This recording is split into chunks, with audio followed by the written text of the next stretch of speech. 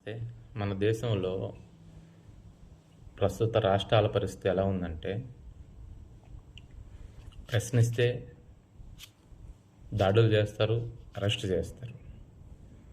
ఇంకేదన్నా పెద్ద సమస్య మీద ప్రయత్నం చేసి పోరాడితే చంపించేస్తారు. చంపేస్తారు కాదు, చంపించేస్తారు. అలా ఉంది మన రాష్ట్ర పరిస్థితి.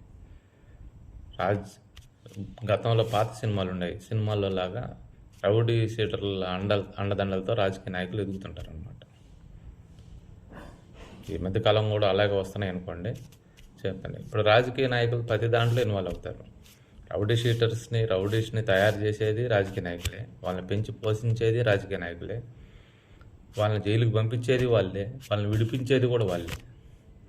పోలీసు వారిని వాళ్ళ డ్యూటీ వాళ్ళని సక్రమంగా ఎప్పుడు చేసుకునేవారు. ప్రతి దాంట్లో రాజకీయ నాయకులు ఇన్వాల్వ్మెంట్ ఉంటుంది.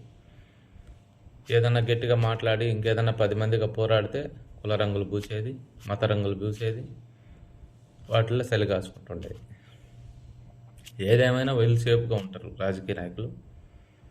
ఎవడైతే వాళ్ళ మాటిని తప్పులు చేస్తుంటాడో, డబ్బులు కాసిపడి వాడి జీవితం, వాళ్ళ ఫ్యామిలీ జీవితం నాశనం అయిపోతూ ఉంటుంది. ఇప్పుడు సమాజం మారేది, ఇంకా మారే సమస్య లేదు.